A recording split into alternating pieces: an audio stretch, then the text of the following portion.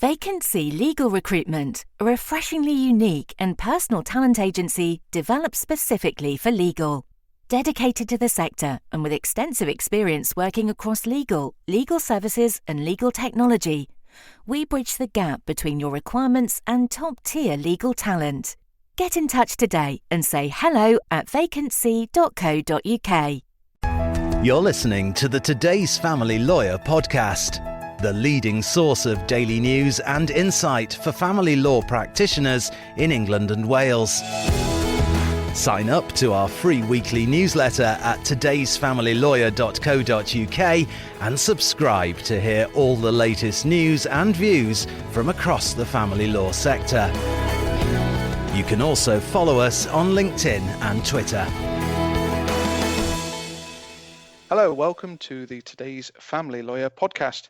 Today we have a podcast pro on the podcast. It's Kate Daly, host of the Divorce podcast and co-founder of Amicable. Today we're talking about Amicable, the work that you're doing. It might be described as changing the way in which people might look at traditional divorce practice. But it's great to have you on, Kate. Thanks so much for joining. Thanks, David. It's really lovely to be here. I'm looking forward to having a good conversation today. In the first instance, tell us a little bit about yourself, what Amicable is, who Amicable is, and what you do. So I'm one of the co-founders of Amicable. The other co-founder is a lady called Pip Wilson. We set up Amicable back in 2015. And our aim at that point was to create an app to help people going through divorce and separation to be more prepared so that when they eventually sought legal help, they'd be able to go to a lawyer with some goals in mind, with their finances nicely documented, children arrangements kind of discussed, and therefore they would keep the costs down by being a bit more prepared, both emotionally and kind of in all the practical senses as well. We set that up and we created this lovely app, and we honestly thought we were going to make our millions, stroll off into the sunset, having flipped kind of like a tech business within 5 years, and that would be what we would do, and that would be our retirement fund, and off we'd go. But it didn't pan out like that. And what we discovered was that people actually wanted more service from us rather than just us preparing them to go down the traditional route. That kind of discovery came on the back of my own really traumatic and nasty divorce. I had been all the way to the High Court on Children Act proceedings, and we'd been all the way to a final hearing with financial remedy proceedings. So I'd had a really torrid time, and I could see the damage that going through a traditional way of working and each going to separate lawyers to get individual advice, I could see how that had polarized an already very difficult situation and made things, incredibly difficult to deal with, both for me, my ex, but more importantly for the children as well. And, one of the enduring awful things about our divorce was that even now we're not on speaking terms. The children rarely see their dad. It's been a very broken and horrible process for them in particular. And I kind of got to the end of that process and thought, well, flipping heck, there must be a better way of doing this. How on earth did I manage to do that quite so badly? And what should I have done? And how could I learn any lessons from it? And the kind of more I looked into it and the more I thought about it, the more I realised that although, yes, I had to, as you do, take some culpability for the way that things had panned out, there was a lot of systemic issues with the way that divorce and separation are sort of done in this country that had made things a lot worse than I felt they had to be, and had sent us down a certain path that just wasn't very family friendly. As part of this whole process that I'd been to, I had spoken to a number of lawyers, and my background is actually psychology. And as part of speaking to lots of different lawyers during my own divorce, one of them had talked to me about collaborative law and had told me about a pod that they were part of. As a psychologist, would I be interested in coming to talk to them and find out a little bit more about how I could potentially help ease the emotional journey for people going through divorce as part of a collaborative pod? So I'd sort of got a bit of an in into the sort of murky world of divorce lawyers, and I went along, and it was fascinating. I was in private practice at that time, helping couples go through and deal with relationship breakdown. So it was part of my sort of remit and skill set to be looking at how people navigated the end of a relationship. And through my own divorce, I suddenly had this opportunity to go and put some of that into practice with people who were at the next stage, which was actually getting divorced. It was a whole bunch of things coming together, really. My own experience, the business opportunity of going to actually find out what collaborative law was all about, that really started to sow some of the seeds for what eventually became amicable. So if that's the genesis of the idea behind amicable, how do you take this forward? How do you kind of create a business out of this concept? Fast forward a little bit, I got into the collaborative law space. I trained with Resolution to be a family consultant. I then created a process for this particular pod where I worked alongside in a bit more of the traditional capacity than, say, a typical family consultant would. But I ran the process and I ran the meetings. I did a lot of the children's stuff separately, but essentially a really nice process where we had the lawyers and we had me, and sometimes we'd have a financial expert all in the room together trying to help people sort things out in a collaborative way. So that really started to get me thinking that actually here was a different way.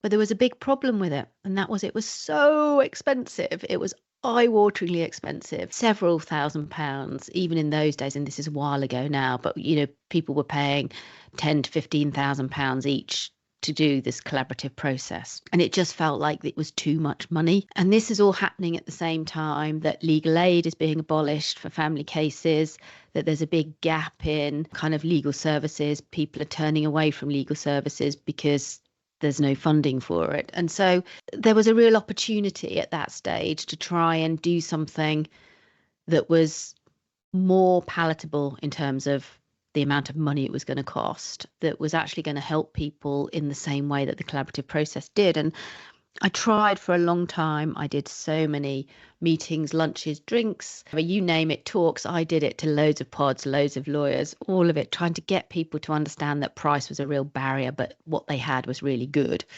And I just couldn't get anybody to understand that you could do this on a fixed price kind of model, and it was a real battle, and it became a proper, so almost a culture war, if that's not too extreme way of putting it.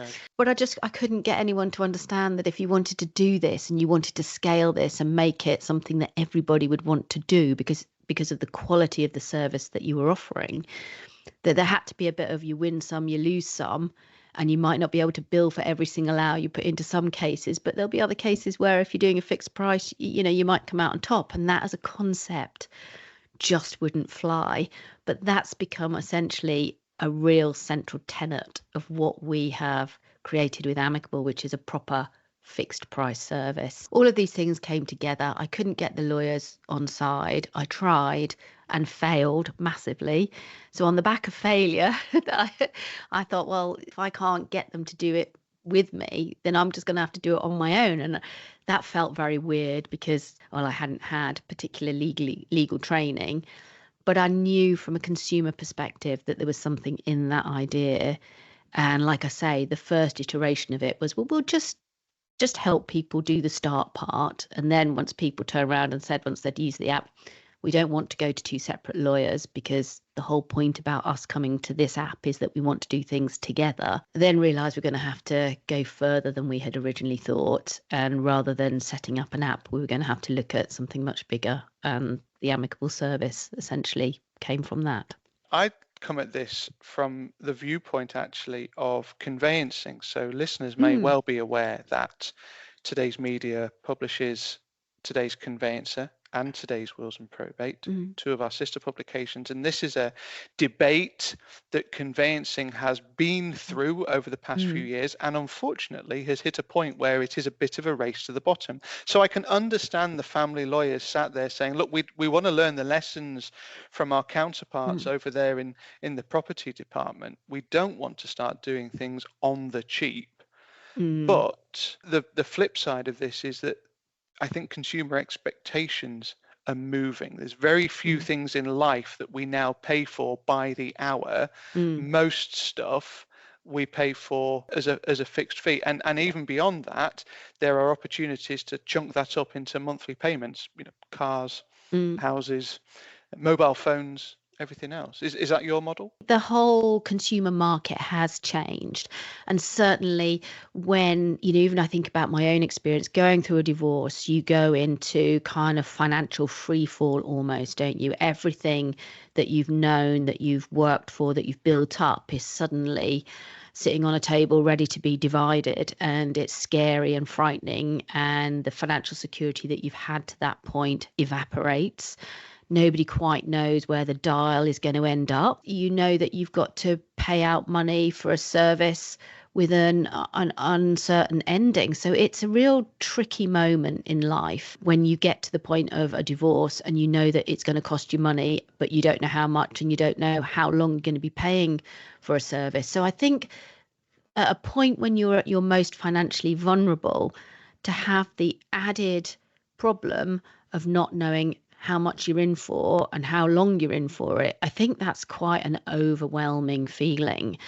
And I guess from that, the desire to make price certainty a pivotal part of the service, that's where that came from. Because if you can say to somebody, it's going to cost you X, you can pay that over Y months, then I think that makes some of that horrible uncertainty that, you can't get away from. It's not going to take it away. But I think it makes some of that uncertainty a bit more bearable. We charge a fixed price. We price including VAT because that's what normal consumers expect.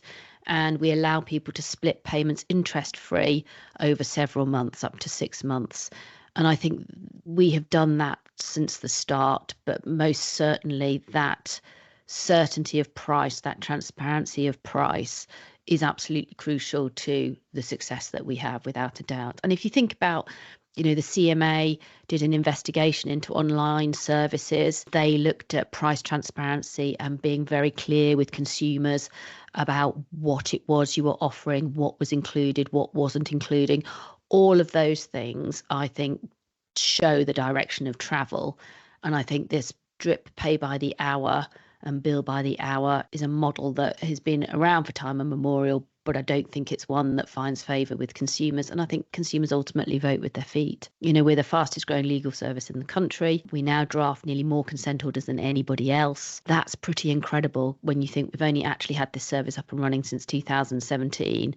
To say that we draft more consent orders than nearly every other lawyer in this country is phenomenal. I mean, that's just huge. And I think people want price certainty. And it's a shock to most consumers now when they eventually end up in front of a lawyer and they're told, we want X £1,000 on account, we're going to bill you by the hour, we're going to add VAT to all your bills, so the figure you first see isn't the real figure, you've got another 20% on top. I think all of that irks people these days.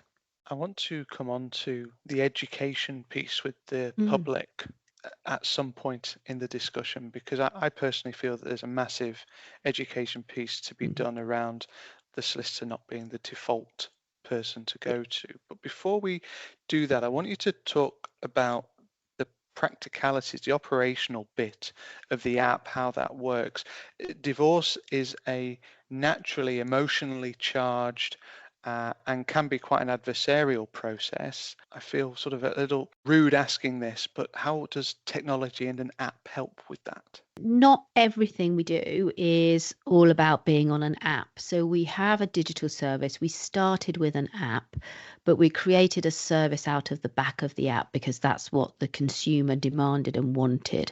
So when we tested the app, the first time round, we got all this feedback to say, well, that's great. We love using the app, but now we want to speak to somebody because we actually want to have a conversation about this and we want something to come of this conversation. So that was a really important lesson because, we get, don't we, with technology, all of this, well, technology is the be all and end all. And what we learned from that experience very early on was that there's a blend of human and technology that hits the spot for people. And that's quite individual and unique to all of us, depending on our age, our experience, our confidence with technology and that kind of thing. So from the very outset, we didn't aim to create a whizzy piece of technology. We aimed to create enough technology to simplify the process, to make it accessible to people and to keep the costs down. But the overriding driver was to get consumers what they wanted, not to force technology on them, because we know that that doesn't work. So it's always been the case that we are offering a service rather than an app.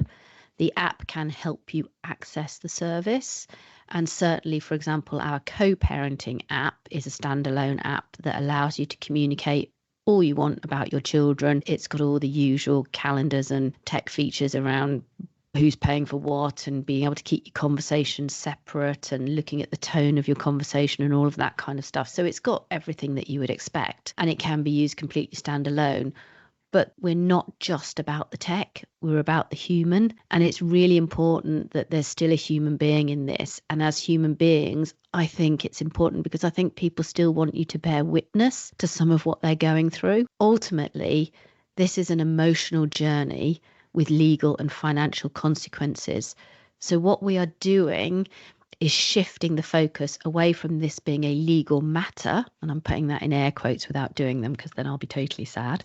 But we are taking it away from being a legal matter to being an emotional journey with legal and financial consequences. And that's the shift that we're making. Now, yes, technology can help us with that. So AI can draft some parts of our consent orders now. It can do the statement in the D81 so that humans can be used where only humans are adding something more, where tech can do some of the grunt work that enables more people to access what we do at a lower cost. Then that's where we celebrate the tech. You've alluded there to the fact that technology has got its place and various different people have got various different competency when it comes to technology. Would you say that Amicable has got a demographic that you particularly appeal to? Well, when we started, we expected to see a slightly younger demographic. I guess everybody listening will know the mean age for men and women divorcing is, mid-40s. And we expected that we would perhaps get the slightly younger set or the younger end of that. But what has surprised us constantly is that wasn't borne out, that we actually, as a brand, appeal to a much wider range. The silver splitters and the slightly older demographic use us in exactly the same kind of percentage numbers as the younger people who you might feel would be more attracted to that tech kind of brand. But I think that's because the brand itself really appeals to people who are looking at this from an emotional journey perspective and appreciating the complexity of the emotions, rather than, I don't think it's seen as necessarily just a tech brand. I think it's almost coincidental that we have a tech department that does lots of really whizzy things behind the scenes and enables us to make efficiencies. I think still the core of the service is the people that you speak to.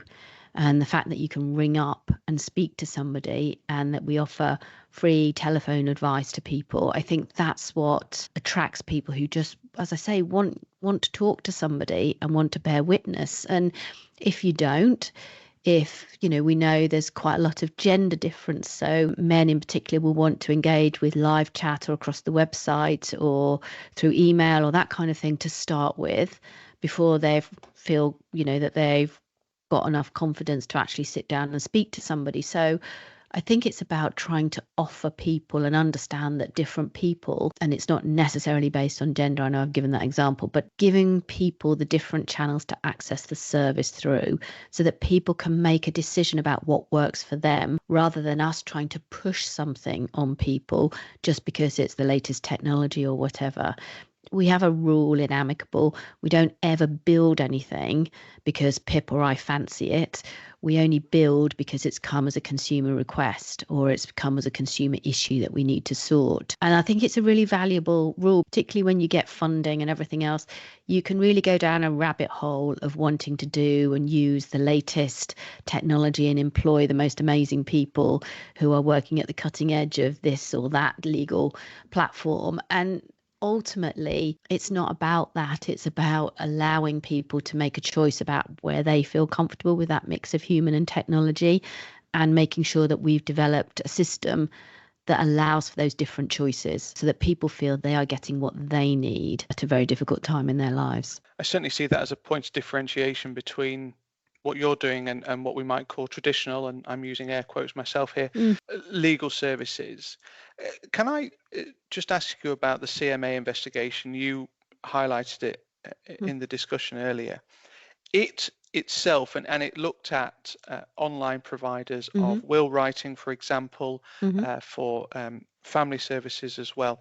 It was very critical of suppliers of services that weren't clear with their customers about who they were and what they did.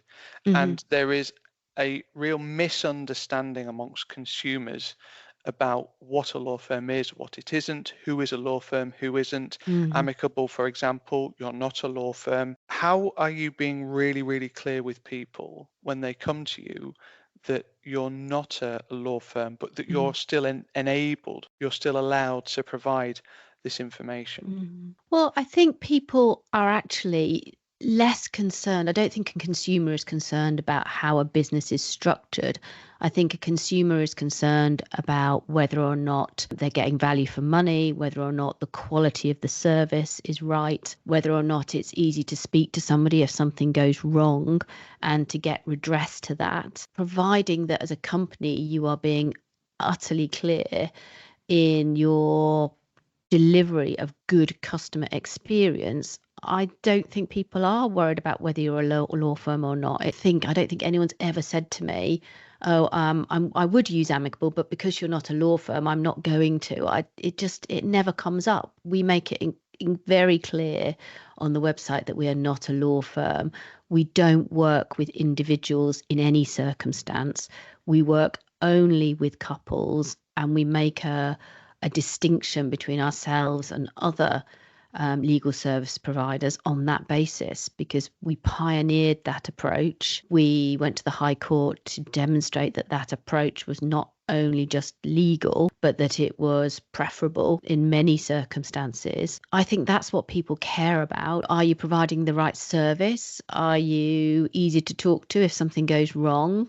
Are you providing value for money? Do I know what I'm in for before I sign up to something? My reading of the CMA investigation was the primary concern was around transparency of pricing.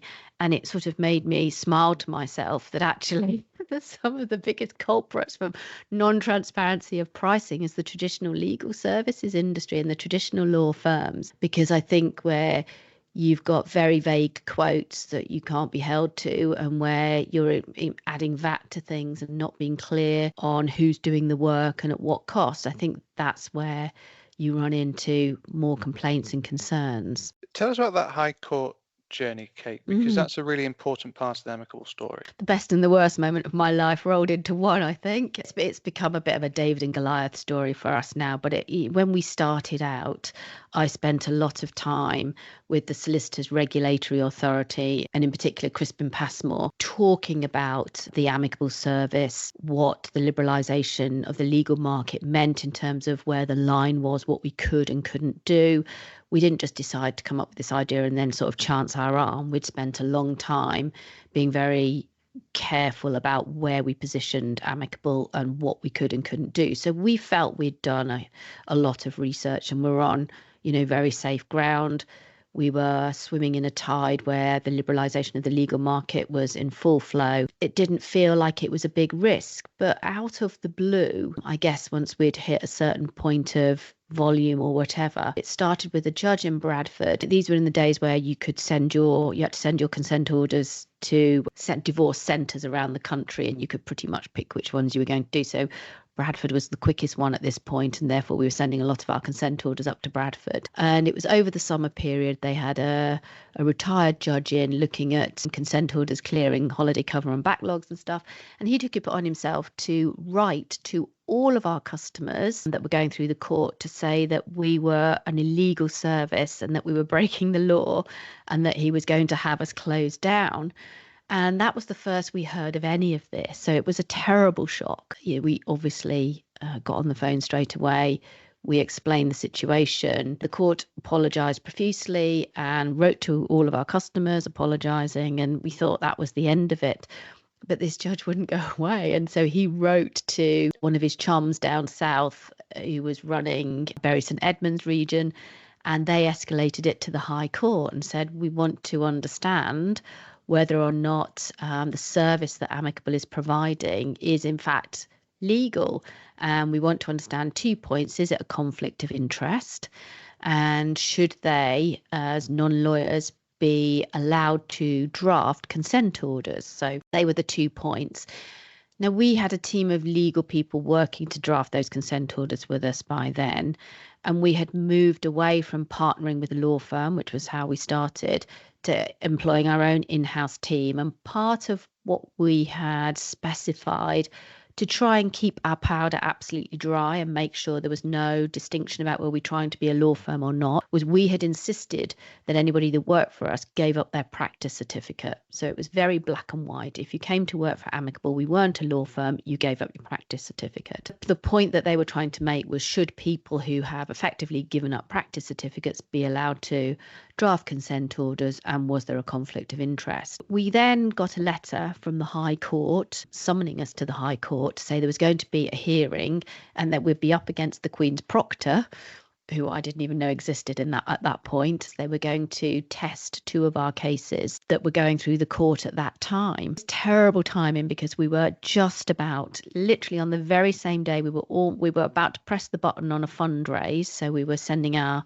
packs out and everything to raise more money for the business. We got this letter from the High Court to say that, we were going to be summoned and we needed to go back to the High Court and prove what we were doing is legal. So we couldn't raise any money. We had to go back to our original investors and say, look, we have to go to the High Court. You're going to have to keep us going until we can get through this part of it. And then we got into this long process of, we met the Queen's Proctor. I thought that was a person, but it's a department, it's a government department. It was all very complicated, but essentially we ended up in the High Court and we stood in front of Mostyn, who said, well, ladies, if you're wrong, then the penalty for impersonating a solicitor is 2 years in prison. And this was like on the 19th of December, just before Christmas. I'm a single mother. Goodness, wow. And I was standing there in the dock thinking, oh my giddy aunt, 2 weeks before Christmas, if going to jail, this is not a good look. An amusing story perhaps now, and it's not amusing, but you can laugh about it now, but at the time it was really serious. And I'd kind of felt confident because we'd spent all this time with the Solicitors Regulatory Authority. But what Mostyn sort of explained to us was, well, what I'm here to test is whether their advice was right.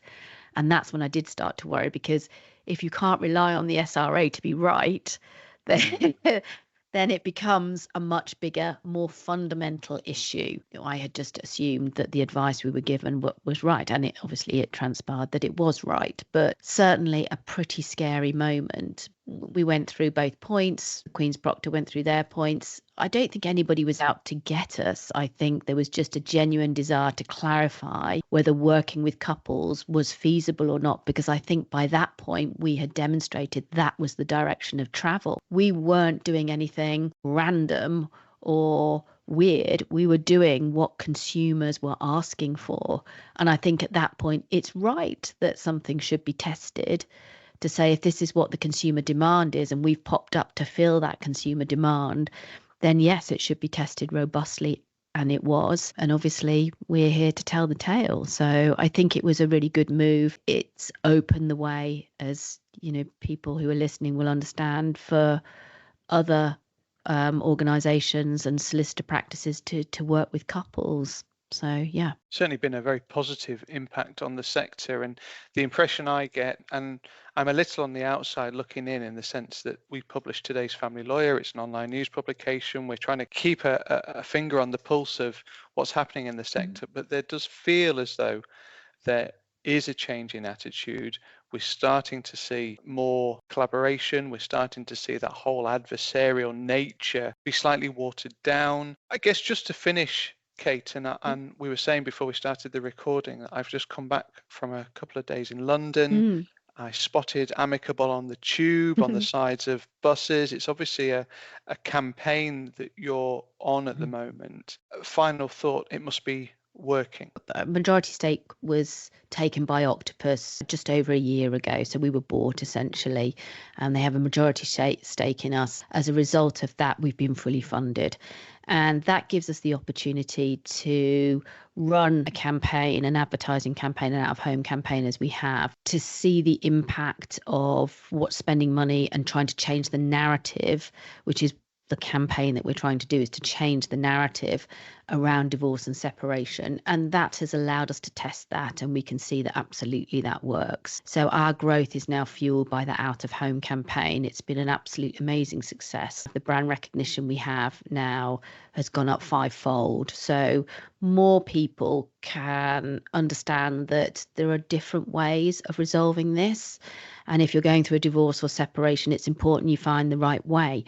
I don't think anybody listening would disagree that there isn't one size fits all. Mm-hmm. We are not trying to say that amicable is the only way of doing things. And for a lot of people, it's simply not the right or the best way. And there'll be lots of people sitting there thinking, what about domestic abuse and domestic violence? And of course, they aren't cases that we can handle. So there has to be, and there might be things like people putting financial resources beyond the other person's means. All of those sorts of things would exclude people from using our service. But for a growing number of people, because of the cultural change, not just in the UK, but across the world, there's a big cultural shift towards privacy and sorting things out privately and on good terms. We are benefiting from a cultural move at the same time that we are being funded and able to try and change that narrative to show people there are lots of different ways you can do this. We are just one of the many ways. But the more that the public has a sense of understanding the different ways, and that we can break that link between divorce and solicitor, and that's not just the default position, but there are other things to consider, whether that's mediation, whether it's arbitration, whatever it is. But I think the more we can do that, and that campaign is designed to do that, then the better. And I think we're not just talking to people who are getting divorced. I think you talked about education, and I think that's exactly it.